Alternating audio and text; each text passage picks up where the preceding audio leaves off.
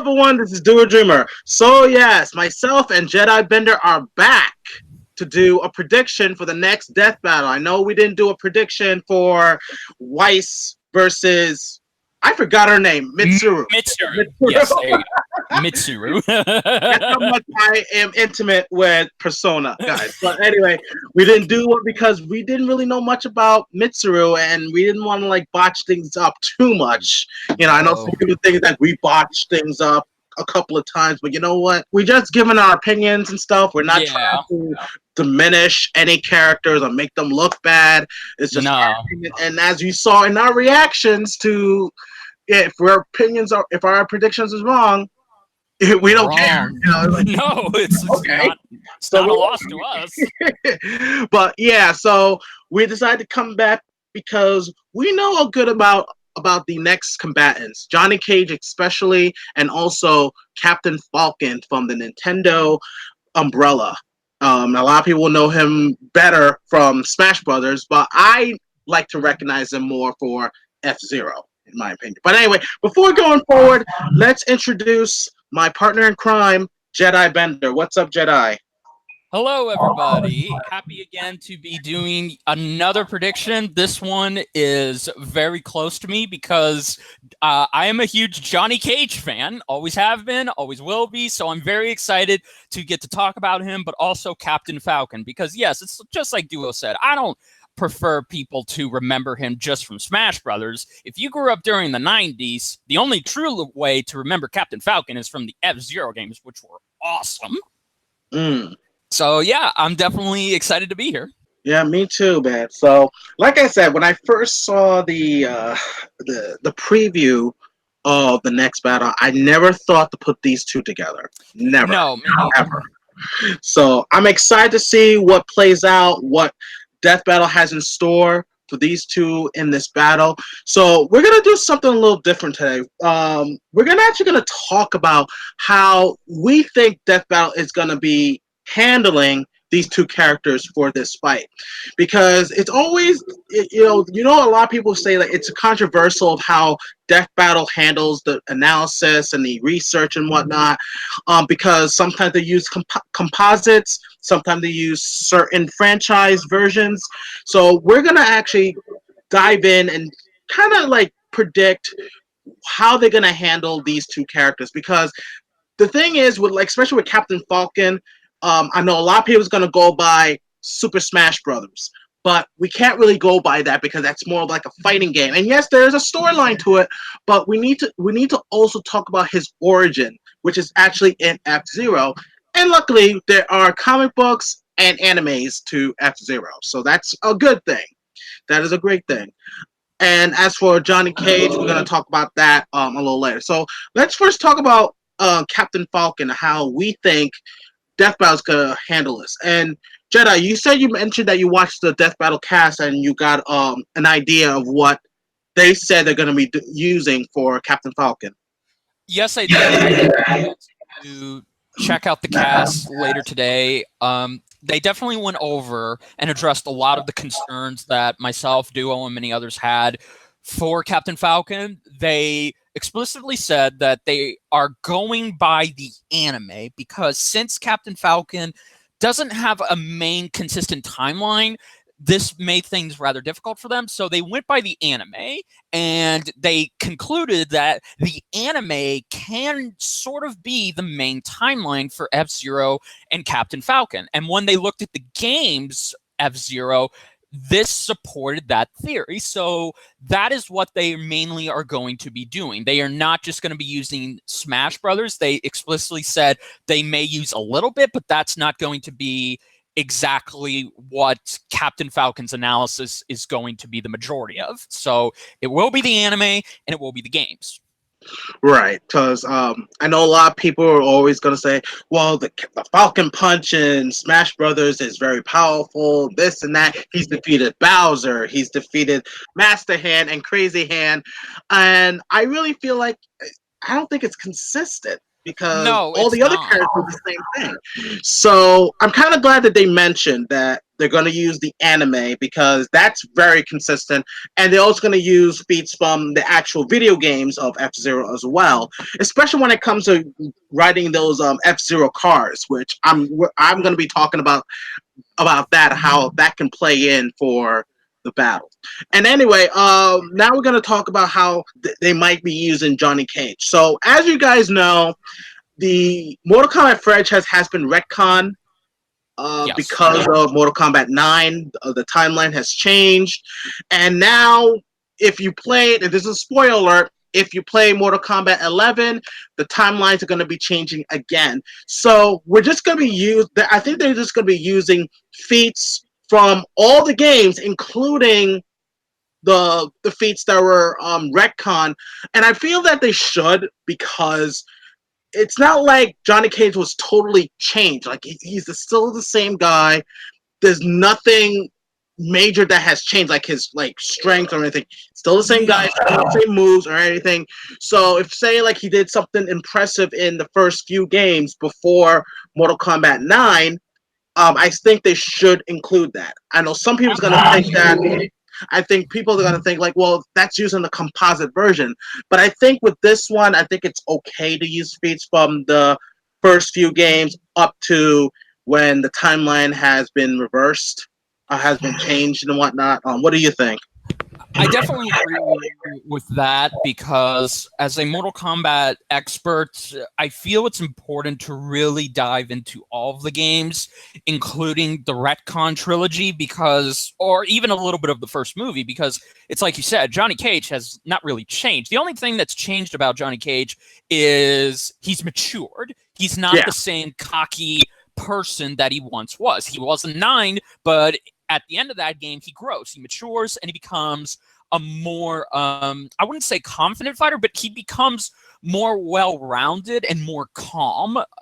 So I think it's a perfectly good idea for them to composite Johnny Cage because there really isn't anything wrong with that. I mean, they've composited for Scorpion a few times when they used him. So I really think it's only fair to do that with Johnny Cage. And eventually, when they get to other Mortal Kombat characters. Right. And here's the tricky part is I hate to say this one. This It's one okay. game, Mortal Kombat versus the DC Universe, which Uh, technically it's Mortal Kombat 8. Technically. Technically, yes, and also technically, it is canon to the Injustice world. But here's kind of the problem with that: since Johnny Cage did not appear in that one, he was not mentioned.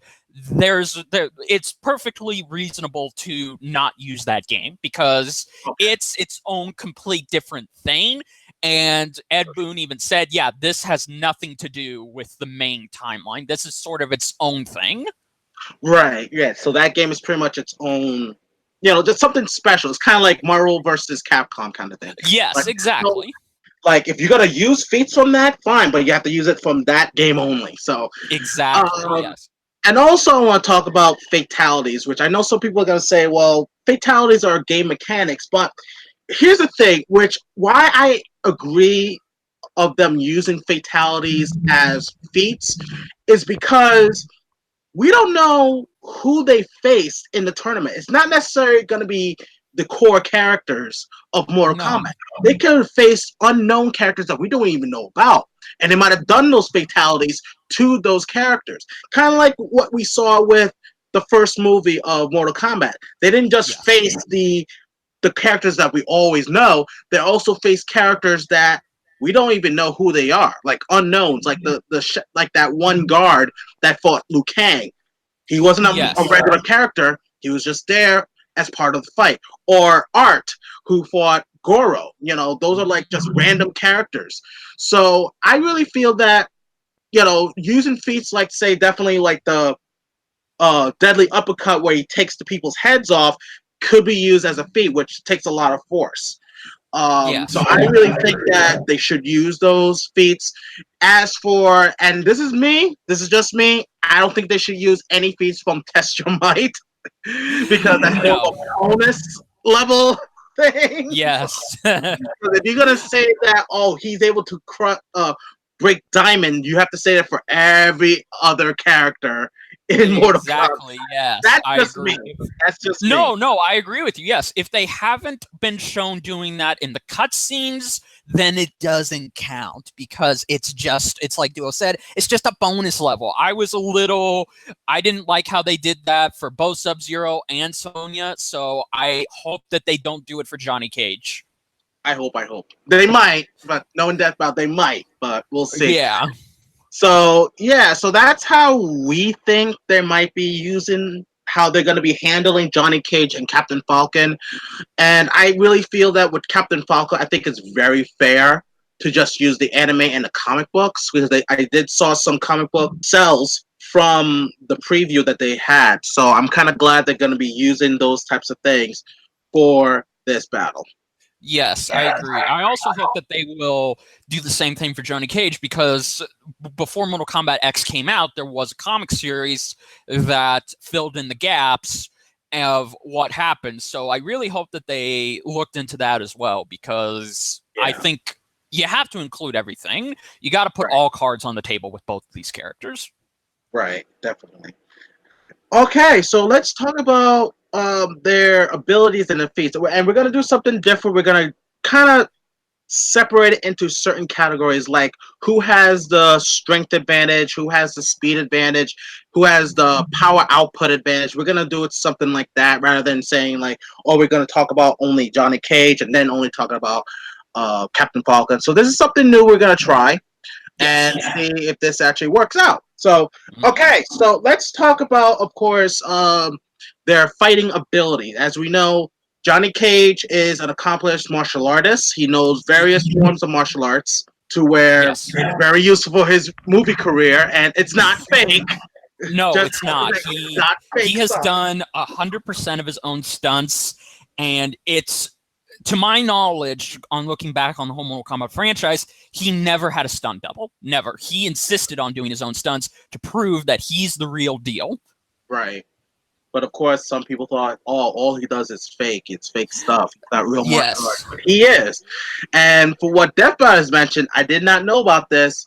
He knows Jeet Kune Do, the very discipline that was created by Bruce Lee, which I did not know that. I didn't know that. I did not know that too. I know that Johnny Cage has been practicing martial arts ever since he was a very young boy, and he achieved a lot of black belt statuses. He actually won some tournaments, and this is what got him into his movie career. So it's very much like Jackie Chan or very others martial artists that are movie stars. They do their own stunts, and they are very, very determined to show you that this is not fake, this is not choreographed, this is the real deal. Right.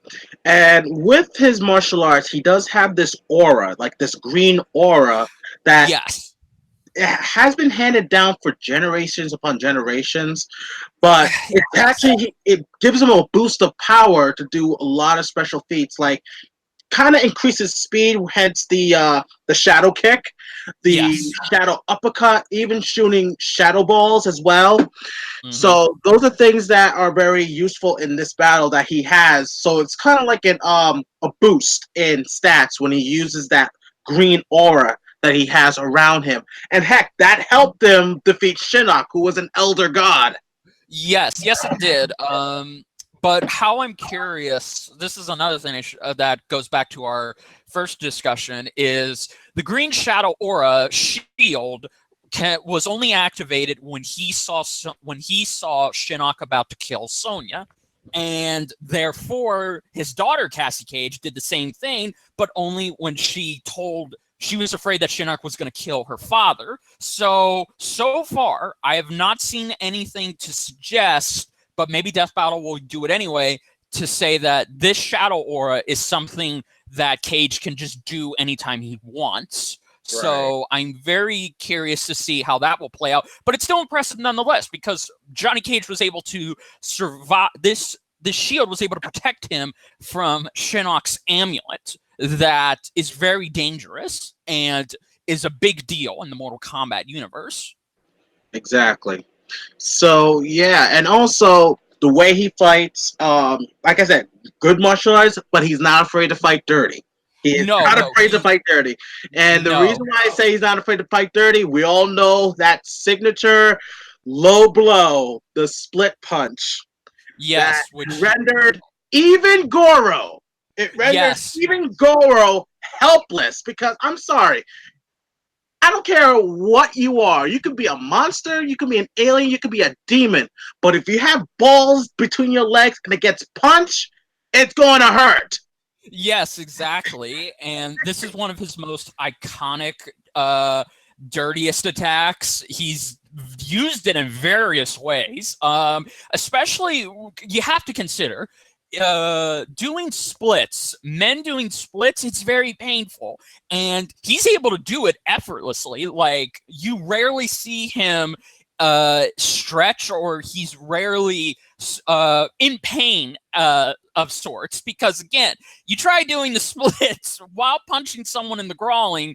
That's not something you can just get up and go, huh, I'm fine. No, it's very tricky to learn. So the fact that he can do it instantaneously, and it's like Duo said, the fact that even someone like Goro was affected by it. And also too, it should know, when Johnny Cage did it to Goro, his hand hurt, because I would assume Goro's groin was very much like punching a door. He may have landed a hit, but it still hurt him. So yeah, his nut punch is very deadly, and it's even been passed down. He eventually passed it down to his daughter. Oh yeah. So you thought it would. You thought, just think about it. You think it hurts when a grown man does it to you. Just imagine a grown woman doing it to you. Whoo! And I've Yeah. seen that fatality that she does in Mortal Kombat 11. She kicks you in the groin, and your skull and your spine pops out. Yes. That's how hard she gets. But anyway, guys. Okay. So anyway, let's talk about Captain Falcon. I know a lot of people are thinking like, "Oh, Captain Falcon is just a racer." Actually, he's a bounty hunter. He is a Yes. bounty hunter, and to be a bounty hunter, you need to know a good amount of disciplines in order to get your targets or your bounty. And he is a well accomplished. He has fought the worst. He's fought the best and captured some of the ruthless criminals out there in his galaxy. And like I said, he's a well accomplished yeah. He's a well accomplished bounty hunter with that he knows martial arts, and he has fought even the what was that guy, the Shadow, what, Black Shadow. Black Shadow, who is one of the strongest enemies in that universe in F-Zero. That's something to really consider about what he's capable of, that he's not just a racer, but he is also a bounty hunter. And let's not forget talking about his move set as well.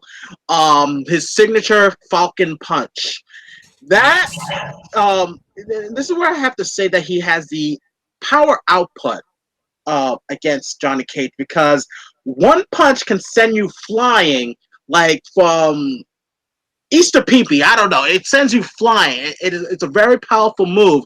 The only thing I feel that there is a weakness to it is that he has to charge up. The longer he charges up, the more powerful it'll put out. The more power it puts out. And also, it's kind of slow. Like, he does it slow. It's not like it's fast. Like say a kick from Johnny Cage. You know, it's just like he's like Falcon punch. So he has to have good timing to use that move against someone like Johnny Cage. Yes, and it's very much like you said. The longer it takes, the more deadly it is. Yes, but you have to consider that. Okay, it relies purely on perfect timing. So an experienced fighter could take advantage of that, and if he misses it, then he's wide open to attack. Right. And of course, he also had other moves like the Falcon Kick, which is it's a good move, but not as powerful as the Falcon Punch, the Falcon Dive, and this one move where he grabs you and pretty much sends you sailing. Yeah. So that's something to consider when it comes to his abilities. Like I said, he's not just a racer; he's also a bounty hunter. And this was like the first time I actually knew about this when I played Smash Brothers. When they said, "Oh, he's a bounty hunter," and then they made the anime, the comic book series, just to further his who he is. You know what I mean? So Yes. yeah. So okay. So like with fighting ability, who do you think has the advantage on that?